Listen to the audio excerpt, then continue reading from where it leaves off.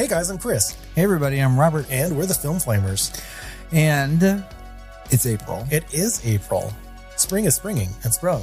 It is sprunging up everywhere, at least here in Texas. Maybe not up north where y'all are still really cold. I don't know. But yes, it's April. We survived March. We did. March of the Zombie Month as we head into our comedy month. Yeah. And our Overlook Film Festival month. It's time again. It is. For the Overlook Film Festival. Of which there will be an episode dedicated solely to the movies that we see coming out soon. But first, Shooting the Flame. That's right. And obviously with our Shooting the Flames episodes, we discuss all of your comments, questions, and more. Also, we give you trailers and news. That's right. If it's your first time tuning into Shooting the Flames. It might be. You never know. You never know. But for those of you seasoned listeners, you already know because these are your comments. We are a multi-generational podcast, and you never know when the crotch fruit has gotten old enough to listen to us. Yeah. I mean, at this point, crotch fruit is just sprunging up like crepe whirls. Anyway. And Emperor Japanese maples. That's right. Don't forget those. Also, we have some comments, as usual. We do. We have some comments. And the first set of comments is coming from our deep dive into Rec, which we did last month. Nikki over on Patreon said, "My first time hearing about this one. Thoroughly enjoyed it and looking forward to watching the sequels." I'm so sorry. Don't do it. Don't do it. Except only listen to our episode about it. Yeah. Yeah. Yeah, Rec is great. Mm-hmm. I'm surprised I didn't hear about it. Yeah, I mean, maybe this movie still has some legs and some room for growth, but I feel like the horror community at large pretty much loves Rec. Yeah, but I can see certain things slipping through people's fingers. Certainly, we have had plenty of items where they have slipped through mine. Oh, same. In the past, yeah. Mm-hmm. GlazedDonut over on Patreon said, "I have a love-hate relationship with found footage horror because I'm the person screaming that no one's going to hold a camera that long when they're being chased by something or someone, but I let myself enjoy this one.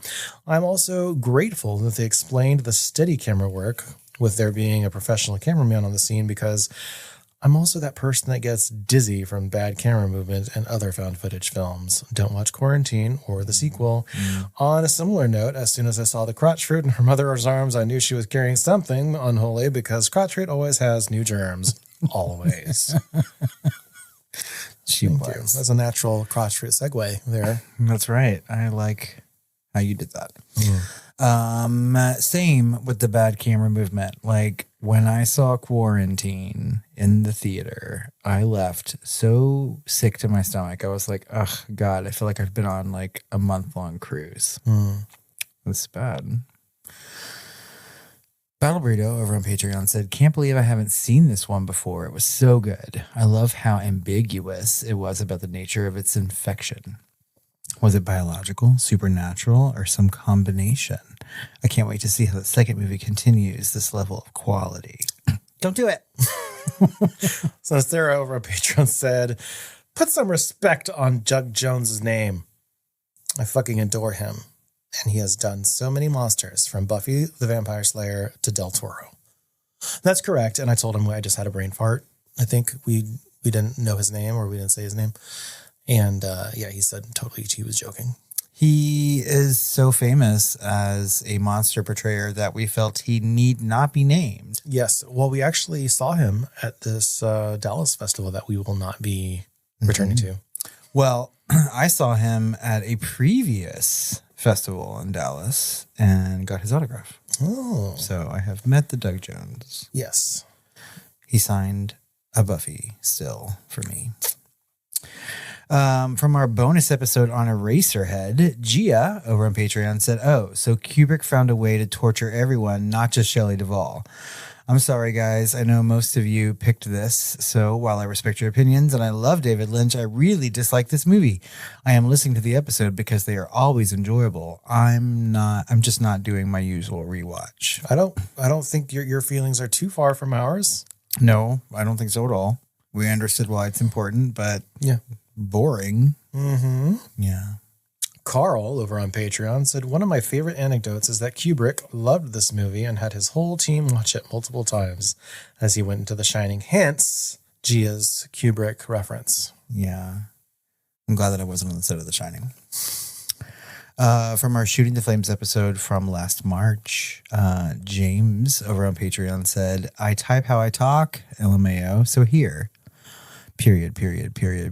Oh, yeah, because we were, Comma. Chameleon.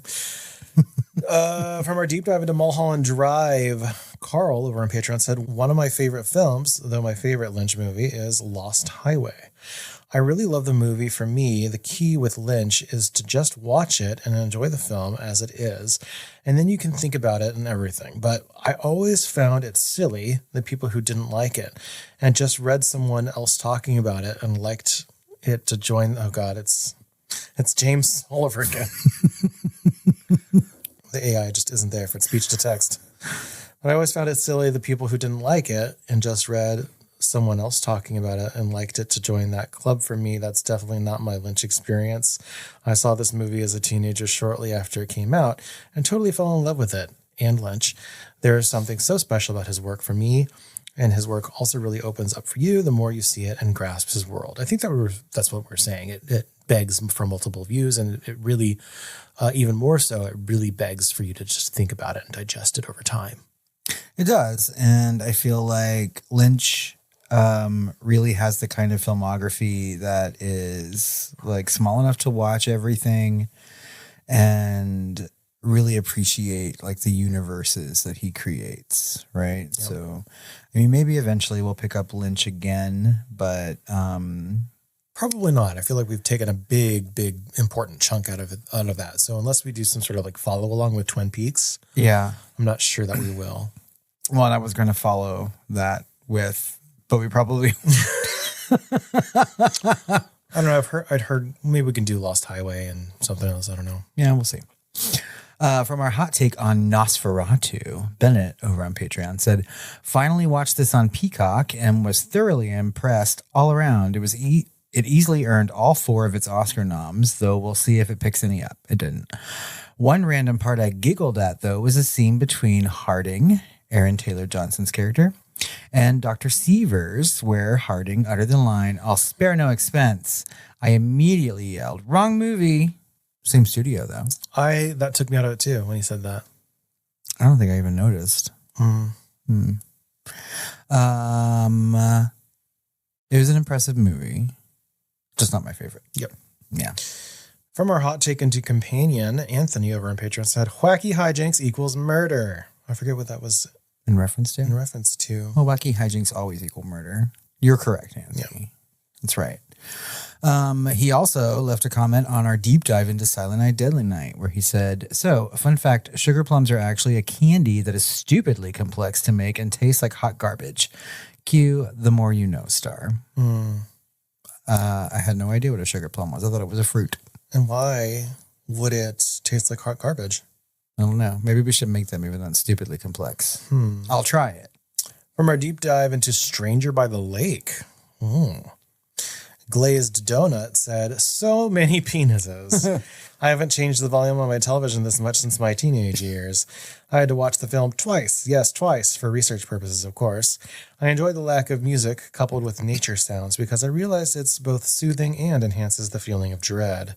Although there are a lot of questionable actions made by everyone in the film, the creepy detective included, the film reminded me of the erotic thrillers of the 90s. It really does have that vibe. GlazedDonut, you are correct. I love Stranger by the Lake.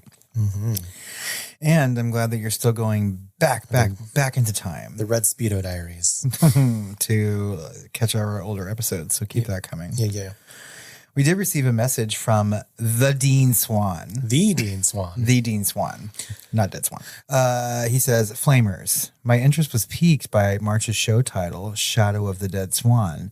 Is it a 1940s French film noir classic?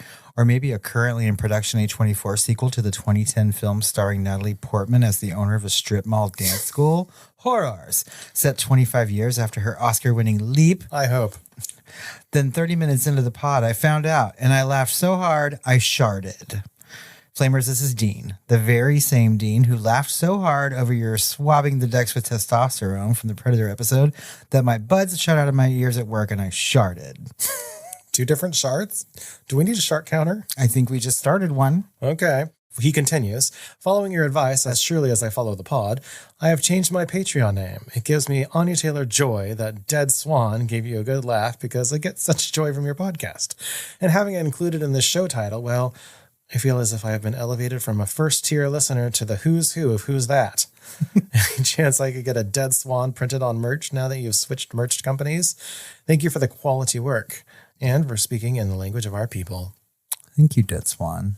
Yes, Dead Swan. I am racking my rack about how to create a merch with Dead Swan on it. We will find a way. I'm thinking of like the Film Flamers logo and then like on the back home of the dead swan and just showing like a dead swan with like, I don't know, like tracks over it or something with X's for eyes. See if you can make a swan like Black Swan. Yeah. Maybe. Okay. Well, Dean, I'm glad that we made you shart. I hope it wasn't too messy. Again. And thank you for the message. I'm glad that we can make you laugh. We got a voicemail. From whom? I don't know, some bitch. What? Talking about chopped liver recipe or something. Okay, let me hear this. Hey guys, it's Kimberly. Just watched Shooting the Flames. And what the fuck? Am I chopped liver? Did you not miss me? I haven't been on for probably at least 2 or 3 months. I mean, hello? I'm here. I am alive. Anyway, I have been all winter working on stand-up comedy. I am, I guess, officially a stand-up comic professional because I got a paid gig for $5. So I've been doing that, and that's taken up a lot of my time and energy. So I apologize for being out of the loop.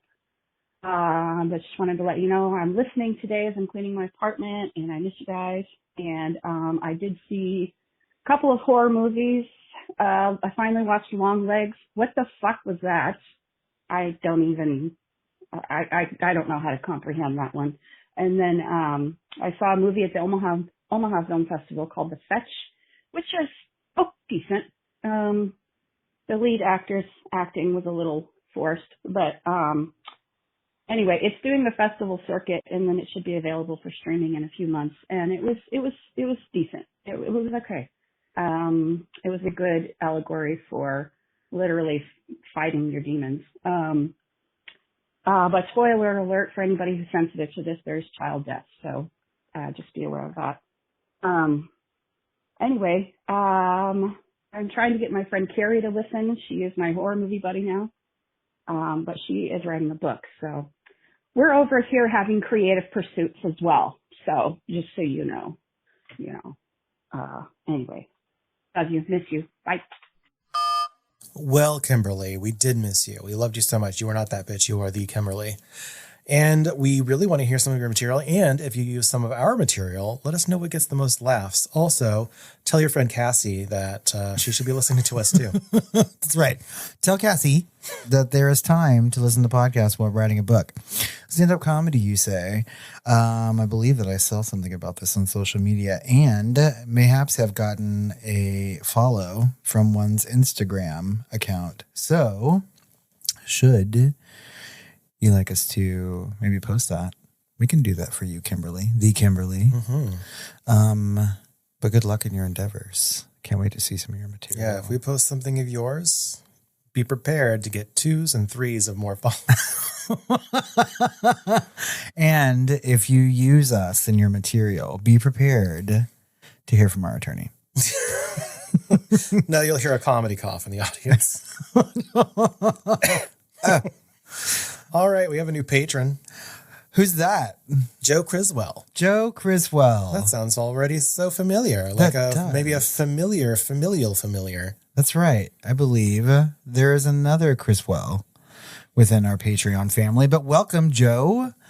It's good to have you. We hope that you are enjoying everything over there. We also have to shout out our patrons at the Film Flamer tier or higher. And at the Inferno level, we have Commie Lestat, Nimble Wembley, Penelope, Alex, Ashlie, Ben, CenobiteBetty, Did Swan. Swan. Glazed Donut.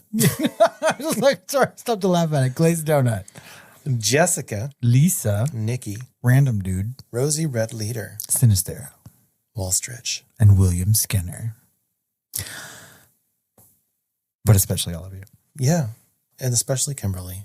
Especially Kimberly. Horror news. So, Chris, a real-life injury lawyer has done the research and revealed the top 10 Final Destination accidents that are most likely to happen to you. To me? To you or anybody, really. Would you like to know what these are? Specifically me. Specifically you. Okay. Yes, I would. All right. So the least likely thing to happen to you that has happened in a Final Destination is getting burned in a tanning bed. So last year, only one death like that was reported. I'm surprised there was even one, though. Oh, okay. Getting barbecue burns. So from like grilling, 10 of those were reported last year. Okay. All right. Then roller coaster accidents, which happened in Final Destination 3. 14 of those were reported. Like fatalities? Fatalities. Holy shit. Yeah. And this is just the last year? Mm-hmm. Were all they from the same one? What do you mean? Like, did all 14 people die on the same one? No. I did see a video recently, like in the last couple of months, of like some car flying off a goddamn roller coaster. Most of them happen at the Carney festivals or whatever, right? Yeah, because those things are like shoddily put together. Yeah. They're like made from like plywood and prayer. And this, I think this also has to mean like amusement park rides in general, maybe not just roller coasters. Yeah. But 14, that's excessive. 14 reasons why. Moving up into oh my God. Someone at work just told me, well, that's my 13th reason. And I just like, it took me a minute and I was just like, that's dark. Anyway. I love it. Getting shot with a nail gun, which also happened in Final Destination 3. 160 of those deaths reported last year. These are all deaths? Mm-hmm. My God. Escalator malfunctions or trips, 211.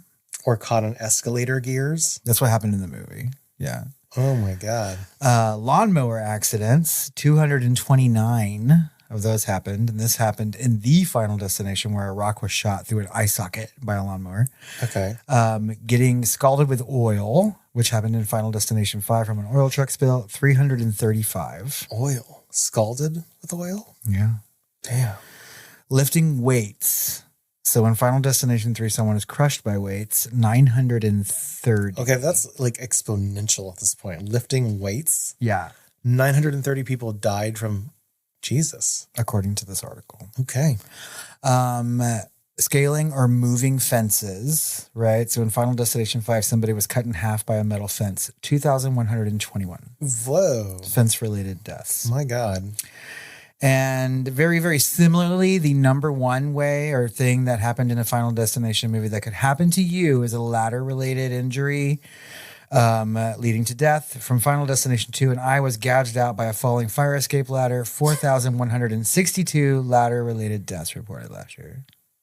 How was the eye gouged out? You'd think it'd be big enough to just like take a whole head off.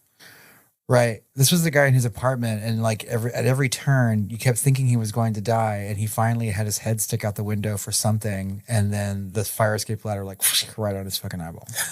Oh. I cannot wait to cover this series of movies. Oh, God. Yeah. Anyway, I thought inquiring minds would like to know. I didn't inquire, but I did want to know. You got some news? I do. So the Buffy show, the new Buffy show, the remake is out, right?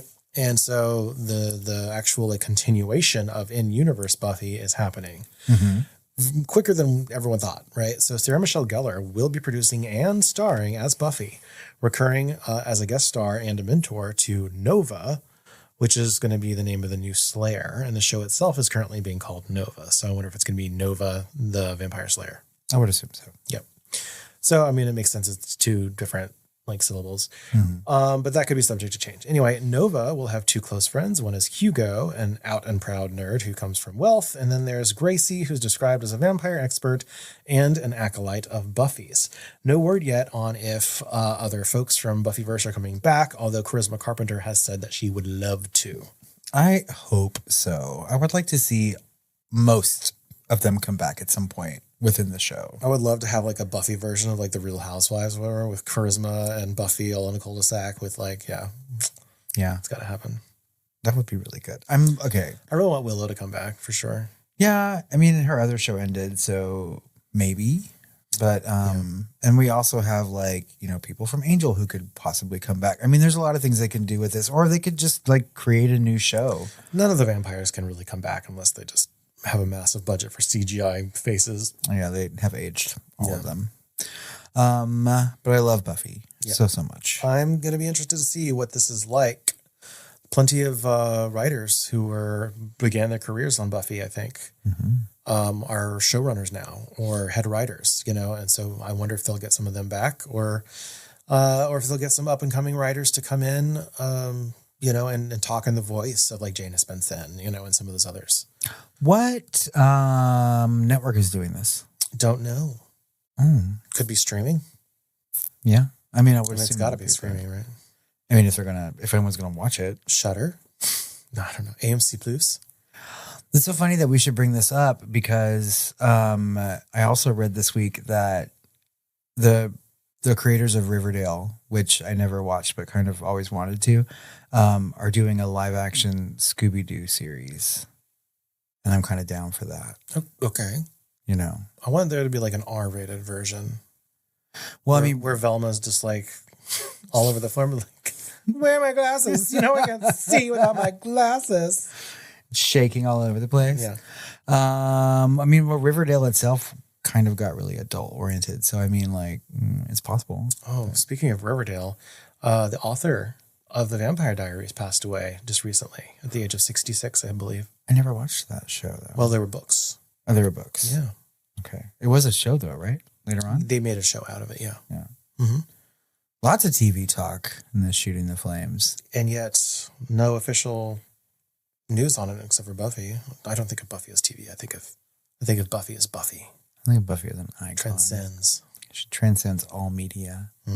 I've never been a fan of like rebooted television. You know what I mean? Like I haven't really watched any of these like reboots, but I mean Buffy I'll do. I thought you watched like the reboot of the Psycho one or something. Well, that wasn't, I mean, like a reboot of a canceled TV show. You know? Yeah. You know, like, so like Will and Grace had a reboot. I didn't watch any of that. Oh, okay. Like Frasier recently had I thought you meant reboot. remake, but this is reboot. Yeah, you're right. Yeah.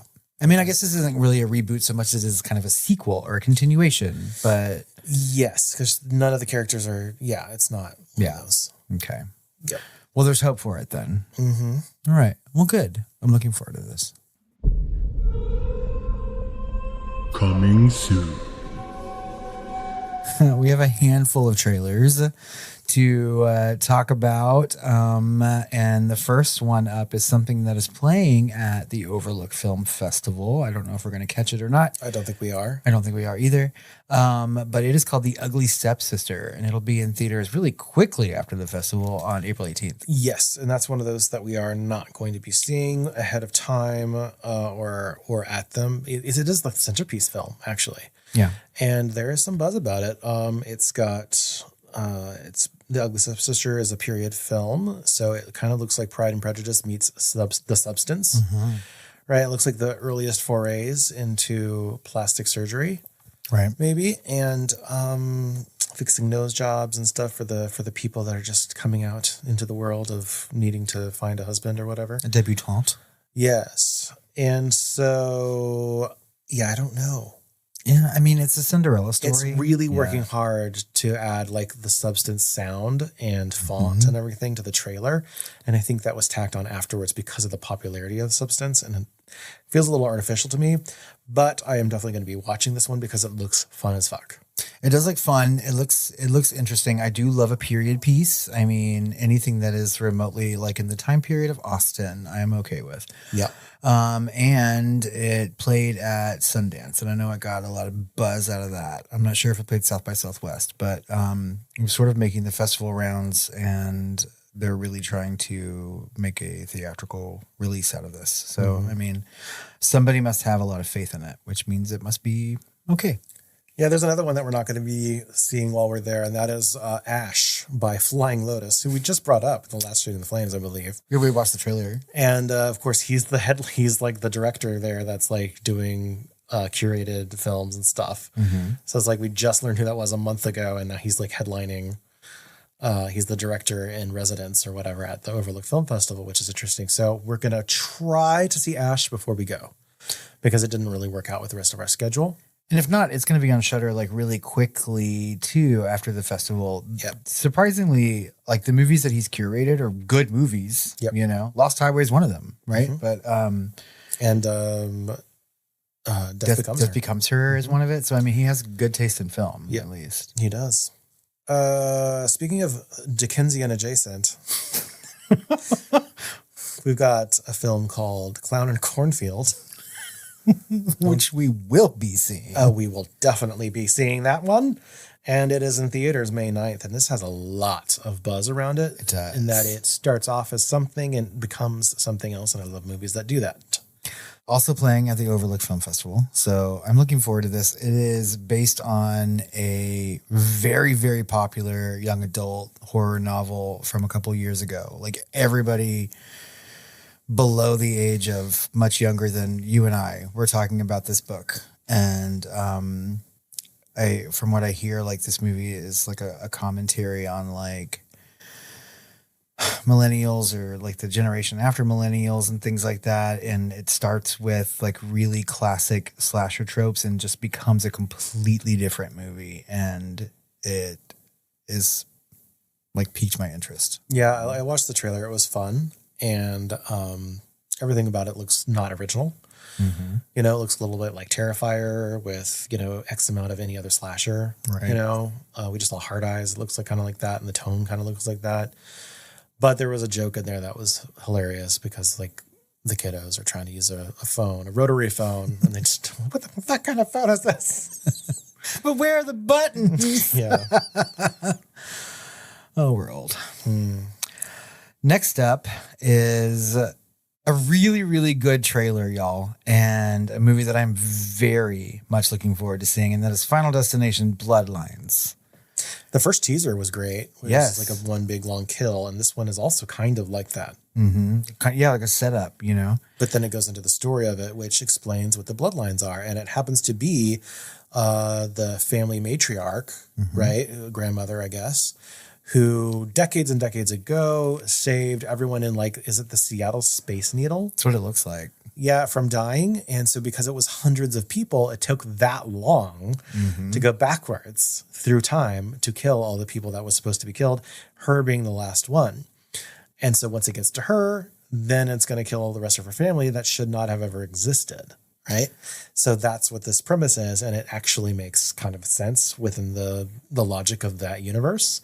And I'm down for it because it does seem very tongue in cheek. It does. It seems like the franchise is... It's like death edging or whatever with all these scenes. Or like, is it that thing that's going to kill them? Is it that thing that's going to kill them? Yeah. Because, oh my God, there's a part, y'all. You have to watch this trailer.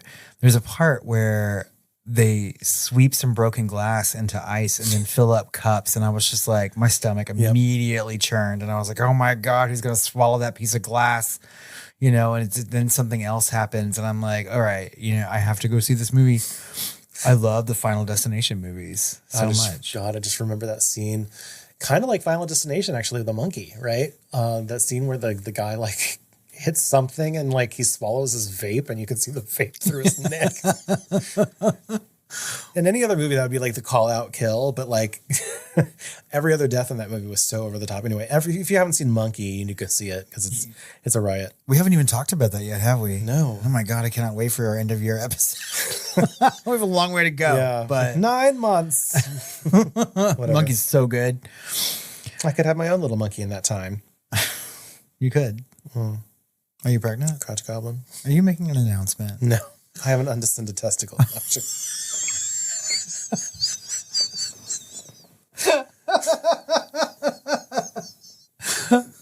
You heard it here first. Okay, do we have one more trailer? We have an undescended trailer. We have one undescended trailer. And that is The Ritual. And this, we talked about this, a couple Shooting the Flames ago, right? And it was announced that there's going to be a big exorcism movie with, I don't know if it's big, but it sounds big because it uses a title unapologetically that, I don't know, every other fucking movie has, The Ritual, right? Yeah. But it stars Dan Stevens, who is, you know, Scream King, and Al Pacino, of all people, right? And Ashley Greene. And this is going to be in theaters summer.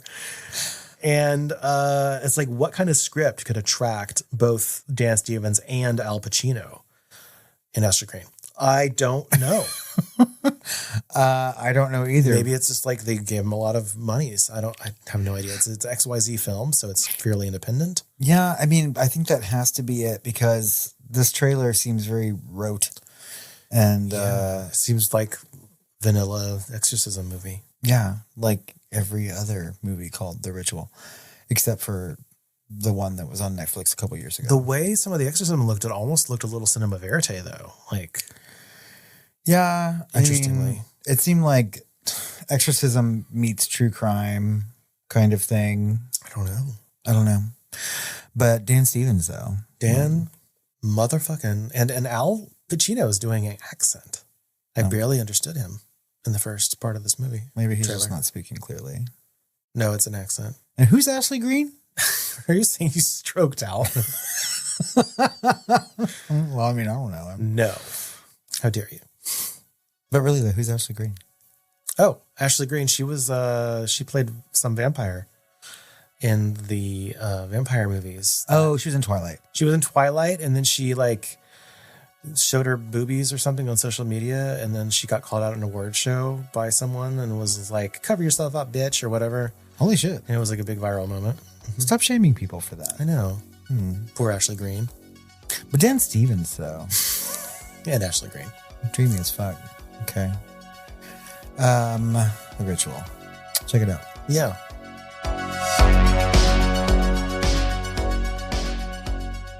Well, I think that just about wraps up this month's Shooting the Flames. As always, we want to read your comments and questions and everythings.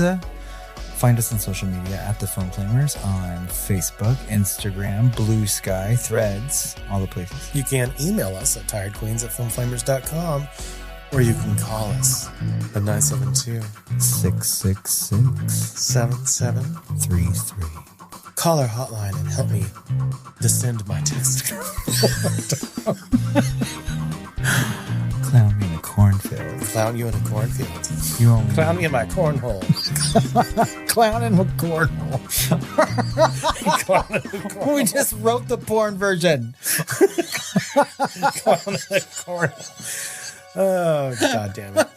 Stay tuned for this month because we're going to head into some horror comedy, as is the tradition every April, where I'm finally getting Robert to see Young Frankenstein. It only took me 45 years, y'all. And then after that, I think we're going to see Dracula Dead and Loving It. Because why not? Yeah.